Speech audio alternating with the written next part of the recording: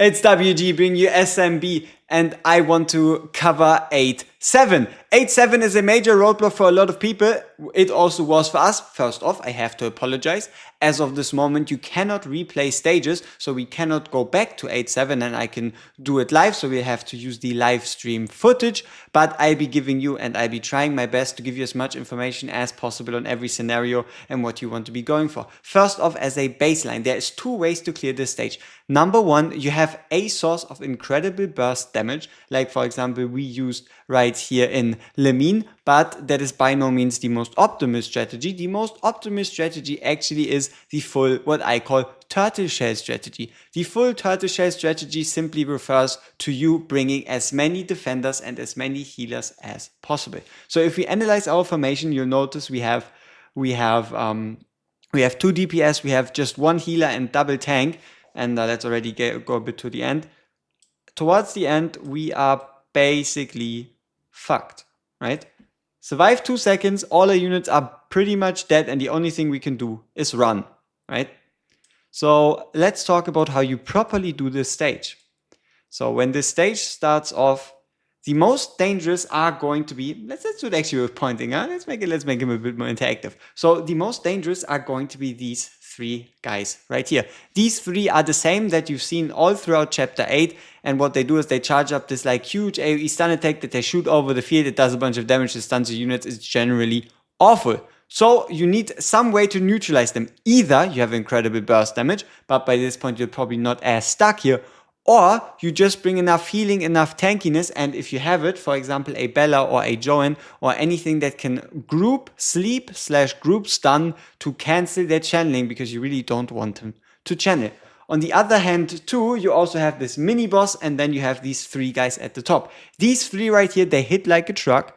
And this guy also hits quite hard. So that's why you want to bring 2 tanks, 1 to tank at the top lane, 1 to tank at the bottom lane, for example.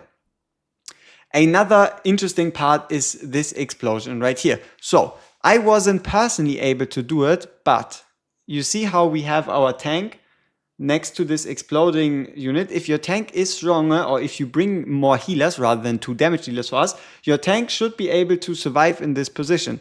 So if you place your tank, you see what it makes. If you place your tank in this spot, these units stay in this explosion, and that explosion might very well help you deal better with these units. But again, keep in mind, turtle shell tactics are supreme. So turtle shell tactic, the best units to use. Incendiary Agares. The reason why Incendiary Agares is that good is because as soon as he dies, he buys himself an extra at minimum 5 seconds, because he gets revived and he becomes untargetable. So with Incendiary Agares, you can buy yourself a massive amount of time, and then you can use this item in the stage right here to just pretty much run away. I would always recommend to use this to just build some distance between you and melee units, between you and attacks, between you and an explosion. Like make use of this to really bring some distance between you.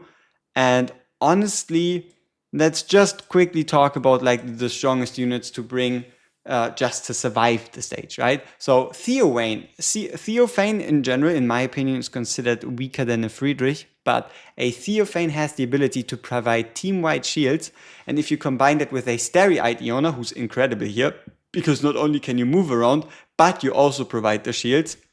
If you combine those 2 together, you get massive shields. But again, any tank is pretty much fine. Even an Yggdrasil can move your team around. He can heal your team. So yeah, the best formation possible would be double tank or even triple tank, together with minimum a cappella if you want the blood soul recovery. So you can use more ultimates. More ultimates means more healing in this case rather than damage.